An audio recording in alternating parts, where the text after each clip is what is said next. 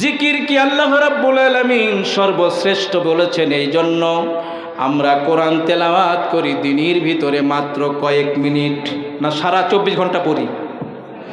নামাজ পড়ি মাত্র কয়েক মিনিট, কোরআন তেলাওয়াত করি মাত্র কয়েক মিনিট। আল্লাহ বলেন, বান্দারে, জিকির হলো এমন সর্বশ্রেষ্ঠ ইবাদত যেটা একজন মানুষ অল্প সময় ধরে করে না, 24 ঘন্টা ধরে আল্লাহর জিকির করে। সুবহানাল্লাহ পড়বেন না? 24 ঘন্টা। প্রশ্ন হলো, হুজুর পেশাব পায়খানায় গিয়ে তো আমি জিকির করতে পারি না, ঘুমে যখন যাই তখন তো আমি জিকির করতে পারি না, তাহলে ওইগুলো আমার জিকিরের ভিতরে কেমনি আসে? পেশাব পায়খানায় আপনি ঢুকবেন, দোয়া পড়ে ঢুকবেন, ওইটাও আপনার জিকিরের ভিতরে গণ্য হবে।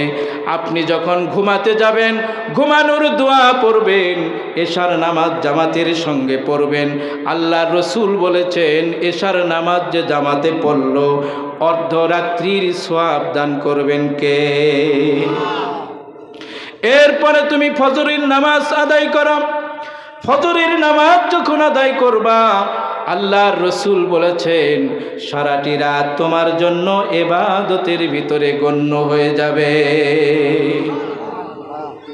বোঝা গেল 24 ঘন্টা জিকিরের ইবাদত চলে।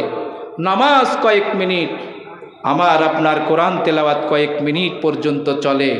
জিকির সর্ব অবস্থায়। আমি বন্ধগণ, আল্লাহর রসুল সাহাবায়ে কেরামদের মাঝে বক্তব্য দিলেন। সাহাবায়ে কেরামিরা, যার কাছে যা আছে তোমরা তাই আল্লাহর রাস্তায় দান করো। সব সাহাবায়ে কেরামদের কাছে যা ছিল, সব সাহাবায়ে কেরামিরা আল্লাহর রাস্তায় তা দান করলেন। নবীজির একমাত্র সাহাবী হযরতে আবু উমামা রাদিয়াল্লাহু তাআলা আনহু চুপে চুপে এক জায়গায় বসে বসে ঠোঁটগুলো নাড়ায়া নাড়ায়া কি যেন পড়ছেন। নবীজি ডাকলেন, ইয়া আবাল উমামা, ও উমামা, সব সাহাবীদের কাছে যা আছে দান করছে, তুমি ঠোঁট নাড়ায়া নাড়ায়া নাড়ায়া কি যেন তেলাওয়াত করছো। হযরতে আবু উমামা বলেন, ইয়া রাসূলুল্লাহ, আপনার নির্দেশ অনুযায়ী সব সাহাবারা নিজেদের সম্পদগুলো আল্লাহর রাস্তায় খরচ করছে, দান করছে, কিন্তু আমি আবু উমামা এত হতভাগা, এত নিঃস্ব, এত গরিব, আপনার জন্য দান করব এই মুহূর্তে সেই সম্পদটাও আল্লাহ আমাকে দেয় নাই। নবীজি বলেন, আবু উমামা, ঠোঁট নাড়ায়া নাড়ায়া তুমি কি তেলাওয়াত করছিলে? হযরতে আবু উমামা বলেন, ইয়া রাসূলুল্লাহ, আপনি যখন দানের নির্দেশ দিচ্ছিলেন, সব সাহাবায়ে কেরামিরা যখন আল্লাহর রাস্তায় দান করছিল, তখন আমি আল্লাহর নামের জিকির করছিলাম। পড়ুন সুবহানাল্লাহ, আলহামদুলিল্লাহ, লা ইলাহা ইল্লাল্লাহু ওয়াল্লাহু আকবার। এই 4টা বাক্য আল্লাহর কাছে সবচেয়ে প্রিয়। আমার ভাইরা, পর্দার আড়ালের মা বোনেরা, আমি প্রায়ই মসজিদে এই কথাগুলো বলি। আমার আপনার জীবন যেন 24 ঘন্টা যেন জিকিরের ভিতরে থাকে। আপনি ক্ষেত খামারে কাজ করছেন, সুবহানাল্লাহ মাঝে মাঝে পড়ুন, আলহামদুলিল্লাহ পড়ুন, লা ইলাহা ইল্লাল্লাহ পড়ুন, আল্লাহু আকবার পড়ুন। আল্লাহ রাব্বুল আলামিনের কাছে আপনার মর্যাদা বেড়ে যাবে। এই কথাগুলো বলতে আমাদের কাজের কি কোনো ক্ষতি হয়? যে কোনো সময় আমরা এই আমলগুলো আমাদের জীবনে গেঁথে নিতে পারি।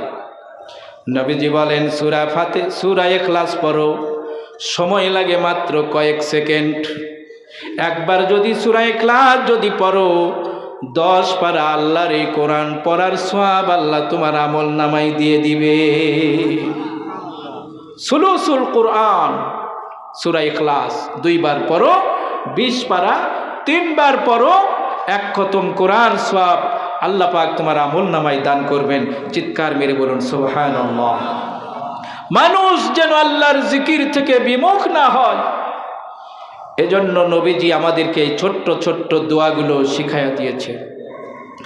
হযরতে আবু মামা বলেন, ইয়া রাসূলুল্লাহ, আমি এই 4টি বাক্য বসে বসে ঠোঁট নাড়ায়া পড়ছিলাম। আল্লাহর নবী পাক জবানি বলেন, আবু মামা, আল্লাহর রাস্তায় মিসকিনদেরকে 1 মুদ পরিমাণ স্বর্ণ, 1 মুদ মানে হলো আমাদের বাংলাদেশের ওজন অনুযায়ী 1 সের। আল্লাহর নবী বলেন 1 সের স্বর্ণ মিসকিনদেরকে দান করা, তোমার দান করার চাইতেও তোমার এই 4টা বাক্য আল্লাহর কাছে প্রিয়। বলুন সুবহানাল্লাহ। 1 সের স্বর্ণ আমরা কেউ দান করতে পারবো? অথচ নবীজি বললেন এই 4টা বাক্য তুমি যে পাঠ করেছো, তেলাওয়াত করেছো, 1 মুদ পরিমাণ স্বর্ণ, 1 সের স্বর্ণ আল্লাহর রাস্তায় দান করার চাইতে উত্তম। চিৎকার মেরে বলুন সুবহানাল্লাহ।